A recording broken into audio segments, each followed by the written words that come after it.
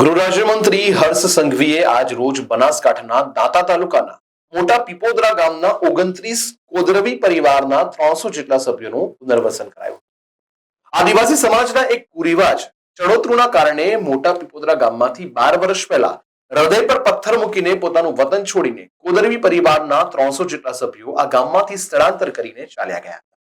ગૃહ રાજ્યમંત્રી હર્ષ સંઘવી સહિત જિલ્લા વહીવટીતંત્ર અને પોલીસ વિભાગ સાથે આદિવાસી સમાજના આ પરિવારોને સંપૂર્ણ માન સન્માન સાથે પોતાના ગામમાં પુનર્વસન માટેનો આ એક ઐતિહાસિક પ્રસંગ યોજાયો હતો.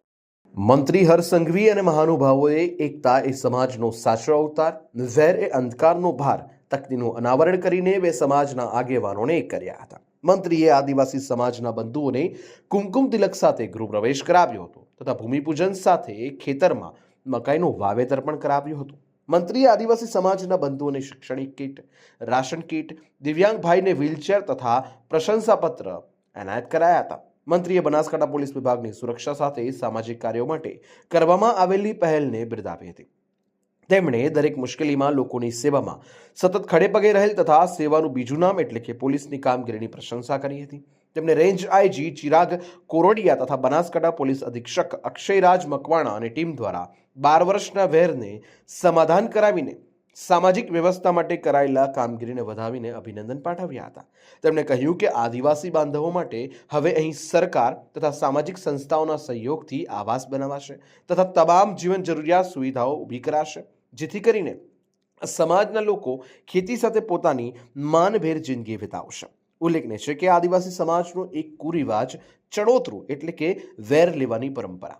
આ ચડોતરું કુરિવાજને કારણે દાંતા તાલુકાના મોટા પીપોદરા ગામમાંથી 12 વર્ષ પહેલા સ્થળાંતર કરીને કોદરવી સમુદાયના 29 પરિવારોના 300 જેટલા સભ્યો પાલનપુર તથા સુરત ચાલ્યા ગયા હતા. મંત્રી હર્ષ સંઘવીના માર્ગદર્શન હેઠળ બનાસકાંઠા પોલીસે આ સમુદાયોની વિગત મેળવીને તેમનો સંપર્ક કર્યો હતો.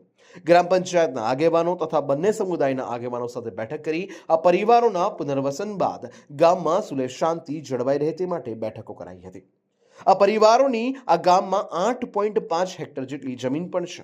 બનાસકાંઠા પોલીસે આ જમીન ક્યાં છે તે જગ્યાને તેની માપણી સહિતની કામગીરી ડિસ્ટ્રિક્ટ ઇન્સ્પેક્ટર લેન્ડ રેકોર્ડ સાથે સંકલનમાં રહીને પૂર્ણ કરી હતી. ઝાડી ઝાકરા ઉગીને વેરાન બની ગયેલી આ જગ્યા સમતળ કરી ખેતીલાયક કરી આપી હતી. ઉપરાંત આ પરિવારો માટે હાલમાં 2 મકાન તૈયાર કરાવી આપ્યા અને જિલ્લા વહીવટીતંત્ર દ્વારા પ્રધાનમંત્રી આવાસ યોજના તથા વિવિધ સ્વૈચ્છિક સામાજિક સંસ્થાઓ સાથે મળીને બાકીના પરિવારોને પણ ટૂંક સમયમાં મકાન તેમજ અન્ય જીવન જરૂરી સુવિધાઓ ઉપલબ્ધ બની રહે તે પ્રકારની કામગીરી થઈ રહી છે. અમે મહિનાબારી 12 વર્ષમાં અને અમે આ 17 વર્ષે અમે આ ગામમાં અમારા ગામમાં આવા ગરથાળમાં સરકાર શીખે અમને સહાયાલી તમને બિહારા સરકાર સીધે એ અમે બહાર ફરાતી અમને તકલીફ તો મજૂરી કરી જીવી ખાતા ગમે તે કરી બોલ મજૂરી કરીને અમે જીવી ખાતા તકલીફ અમને બહુ પડી. સરકાર શીખે અમને આજે અહીં લાવવા હે. તમને વર્ષો પછી તમારી જમીન પરત મળે છે, તમારા મકાનો પરત મળે છે, શું કહેશો? કેટલો આનંદ વર્ષો પછી ગામમાં આવ્યા છો? 12 વર્ષે. કેટલો આનંદ? અને તકલીફ તો બહુ પડી છે. હવે તકલીફ કરી છે. મજૂરી કરી કોઈ દાવ પારા ભાગ રાખો એમ કરીને અમે જીવન પૂરું કરવું. વજાભાઈ અર્જુનભાઈ ડાબી ગુરુ. હવે ઘટનામાં સાહેબ એવું થયું છે, કોદરવી પણ ભેગા છે, ડાબી પરિવારે ભેગા છે. રાત્રે એ લોકોએ પાર્ટીઓ કરી છે. પાર્ટીઓ કરતે કરતે હું ઘટનાથી મર્ડર થયું છે. હવે તો એ જાજો એ લોકો જાણે. અમને આ મર્ડર થયું પછી અમે આવા પછી કોઈ ફરિયાદો થઈને સમાજવાળું એને કુટીબાળો ને આ લોકો જતા રહ્યા ને એવું થયું. બરાબર થયું તે આ કેટલા વર્ષે થયું. ફરીથી આ વર્ષે ઊભું થયું તો અમે બધે આગેવાણી સરકારે દરેક બધે સહકાર આલી ને કોદરવીઓની જમીન સુપરેટ કરીને કોદરવીઓને આજથી બિહારી દઈએ છીએ. આ ઘટનામાં એવું હતું, અહીંયા અમારે થોડા વર્ષો પહેલાં એક મર્ડર કેસ થયો હતો અને એ ઠામ ઠેકાણા વગરનો પુરાવા વગરનો હતો. એવા ખોટી બાબતમાં એક આક્ષેપ થઈ ગયો હતો અને લોકો ભગાડી મૂક્યા હતા. એમને આ ગુજરાત સરકારે ફરી નિર્ણય લઈ અને એમને પાછા સ્થાયી કર્યા છે. એ વાતમાં સૌ આદિવાસી સમાજને ખૂબ માનવામાં આવ્યું છે કે ખૂબ સારો નિર્ણય લીધો છે અને આવી આદિવાસી સમાજમાંથી કૂટનીતિઓ દૂર થાય એ ખૂબ જરૂરી હતી. આજથી 12 વર્ષ પહેલા દાંતા તાલુકાના મોટા પીપોદરા ગામે એક હત્યાનો બનાવ બનેલો હતો કે જેના ભાગરૂપે આદિવાસી સમાજમાં પ્રથા હોય છે ચડોતરાની, અને ચડોતરાની પ્રથામાં માત્ર જે વ્યક્તિએ આ કૃત્ય કર્યું છે તેને નહીં પરંતુ એક આખા મોટા સમાજને સજા દેવામાં આવતી હોય છે. તો કોદરવી ફેમિલીના 29 જેટલા પરિવારો કે જે કુલ મળીને 300 થી વધારે લોકો થતા તમામને તેમના ગામમાંથી બહિષ્કૃત કરી દેવામાં આવ્યા. તેમની 8.5 હેક્ટર જગ્યામાંથી એ લોકોને ખસેડી દેવામાં આવ્યા અને તમામ લોકો જે છે અમદાવાદ, પાલનપુર, મહેસાણા ખાતે હીરા ઘસી અને બીજું મજદૂરી કામ કરીને પોતાનો જીવન નિર્વાહ કરી રહ્યા હતા. અમે લોકોને અરજી મળતા અમે તમામ પંચોને ભેગા કર્યા. તમામ પંચોની સમજાવટ બાદ સરકારની મદદથી આજે આ તમામ લોકોનું પુનર્વસન થઈ રહ્યું છે.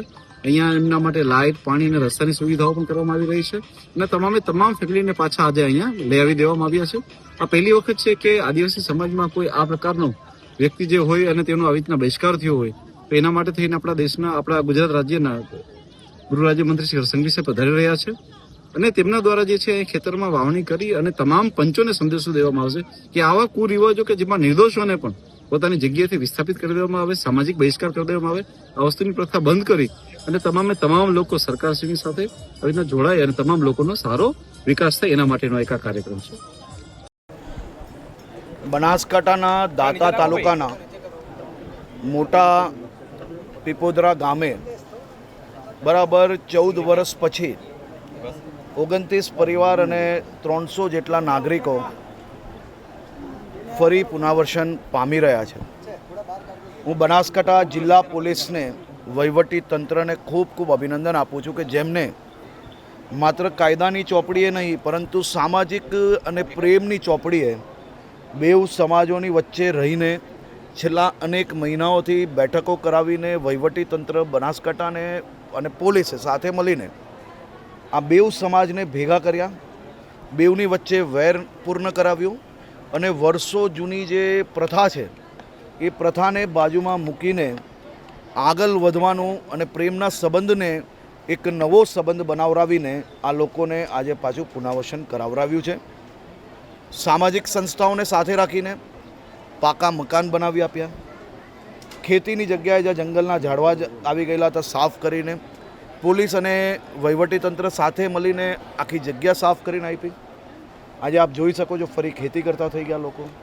ઇલેક્ટ્રિસિટી હોય, પ્રધાનમંત્રીશ્રીની અનેક યોજનાઓથી લાઇટ, પાણી, ટોયલેટ, ગેસ અને કલેક્ટરશ્રીએ ખાસ કરીને અહીંયા એક કોમ્યુનિટી હોલ બી બનાવી આપવા માટેની વ્યવસ્થા કરી છે. પહેલી વાર આપે જોયું હશે કે આટલા નાના ગામમાં કલેક્ટર અને એસપી પોતે એક ટીમ તરીકે છેલ્લા અનેક દિવસોથી મહેનત કરીને આ પ્રોજેક્ટને સફળ કરે છે.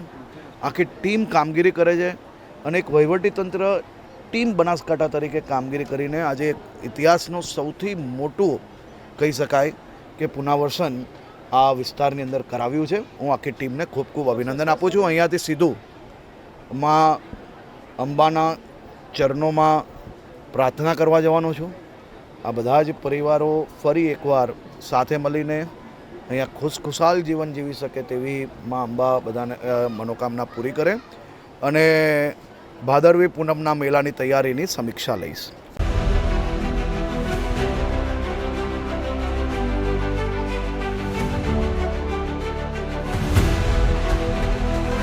हर समस्या की हेडलाइन न्यूज